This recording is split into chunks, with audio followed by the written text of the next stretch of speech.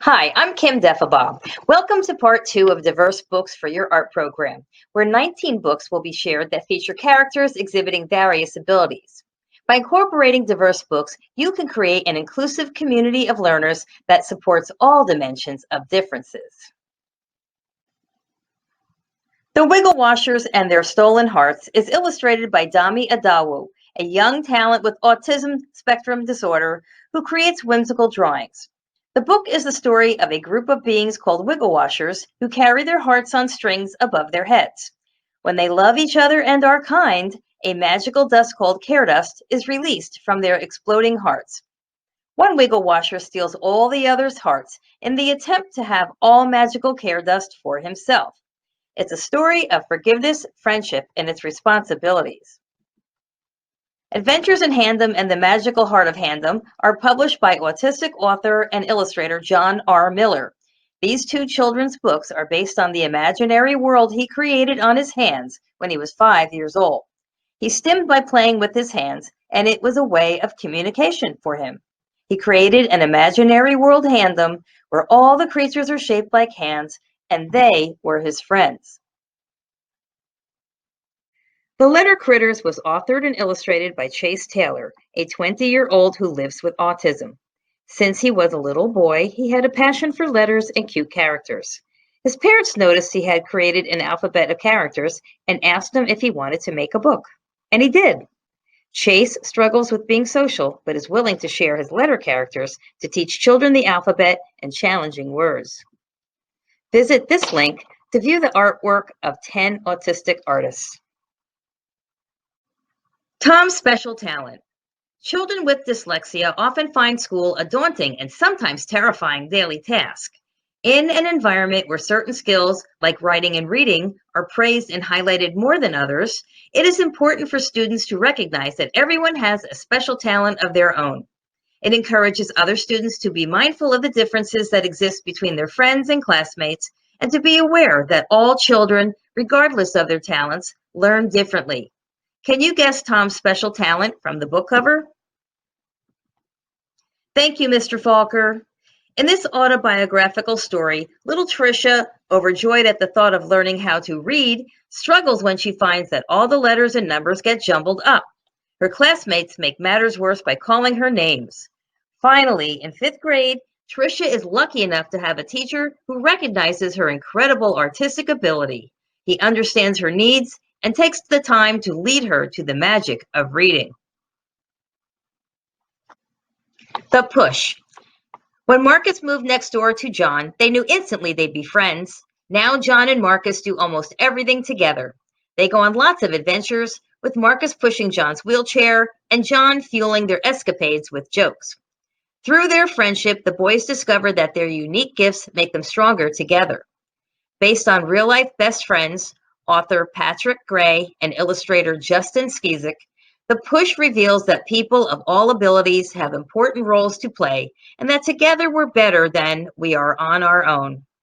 View the TED Talk where they share their 500-mile journey from the southwest of France along the Camino de Santiago on their way to the famous cathedral.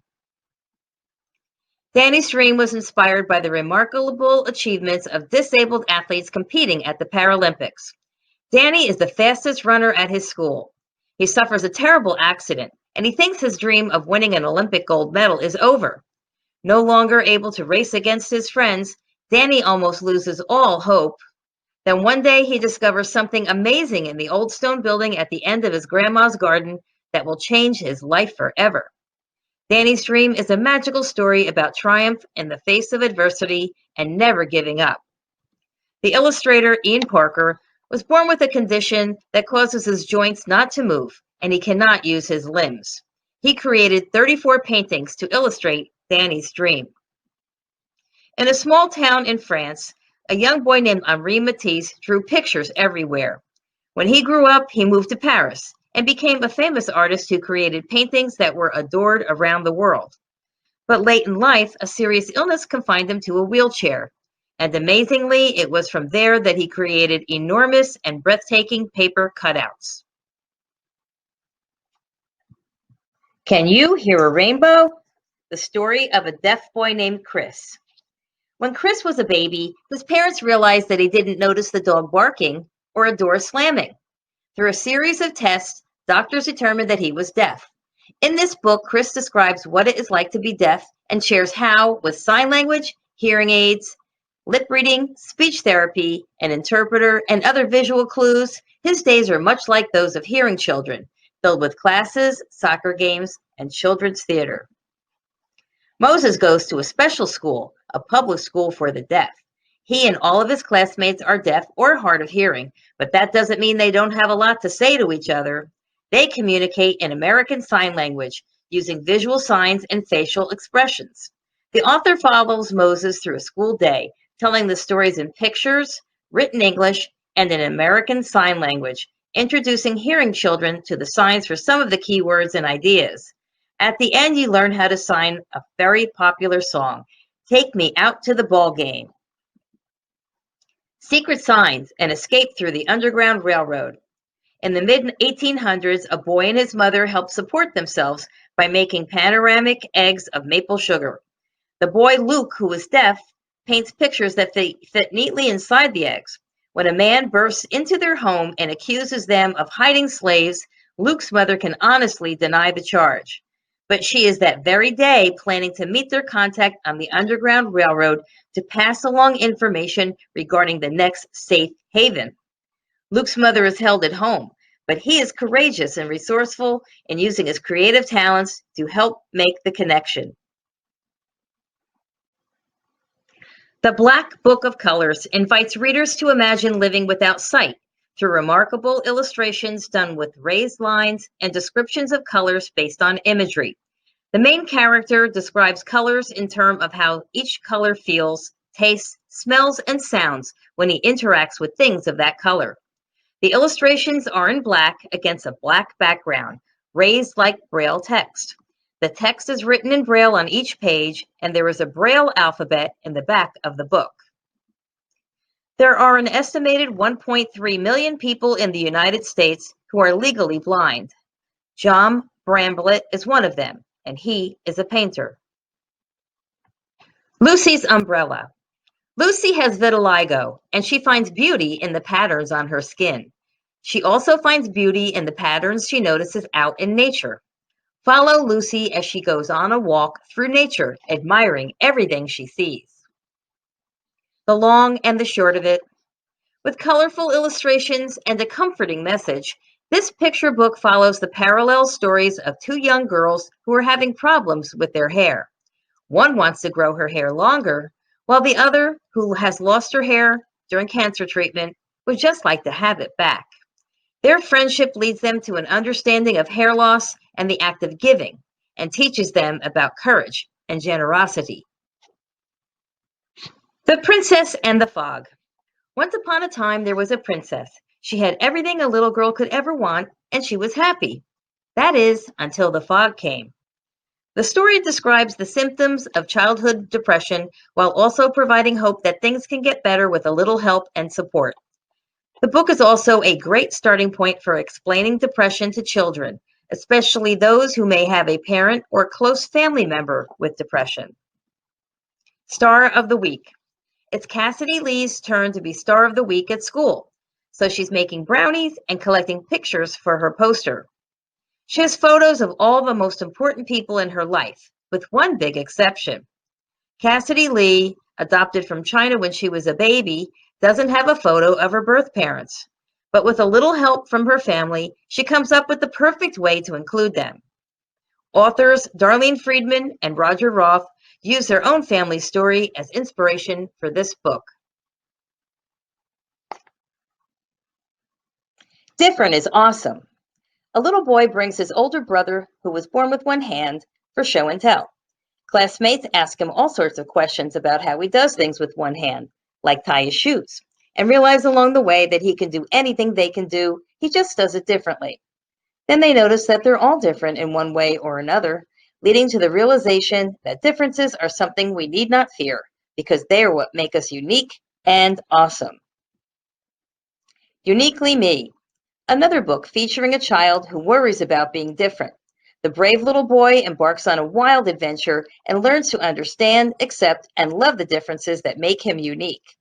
On the resources list, I shared links to videos with both these inspiring authors who were born with one hand, and also videos about mouth and foot painting artists.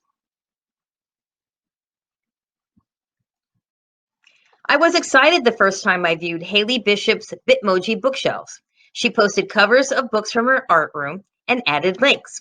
When students click on a cover, they are taken to YouTube read-alouds, like ones I have shared.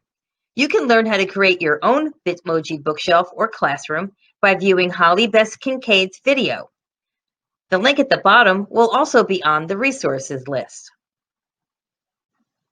As art educators, we include in our curriculum information about cultural origins, and we share images of art and their implied meanings. When sharing these images, we need to be sensitive surrounding their use in an effort to avoid misinformation and perpetuating stereotypes as we move away from cultural appropriation toward cultural appreciation. One last book, Winter Candle. A single candle weaves a story of intergenerational and multicultural friendship. On Thanksgiving, Nana Clover realizes that she doesn't have a candle for her table and asks the super for one. Later, another family doesn't have a special braided Havdalah candle to mark the Jewish Sabbath's end and borrows the half-used candle from Nana Clover. A few days later, the Ericksons find that one of the candles on their St. Lucia crown is broken.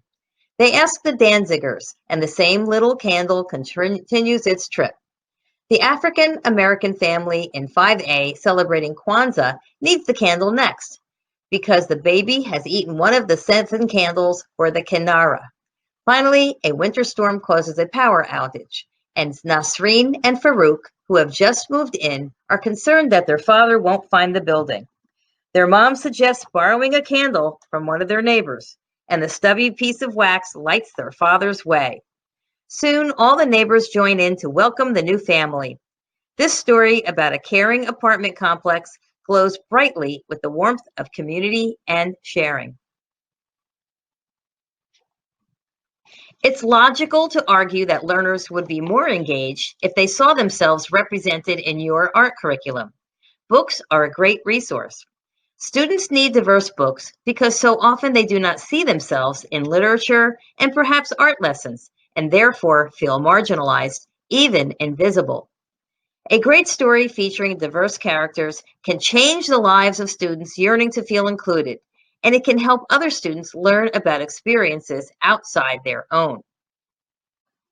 Access the links on the screen or those on the resource list to find diverse children's books for your curriculum, and teach your learners about humanity, society, culture, and life, and build a more compassionate world.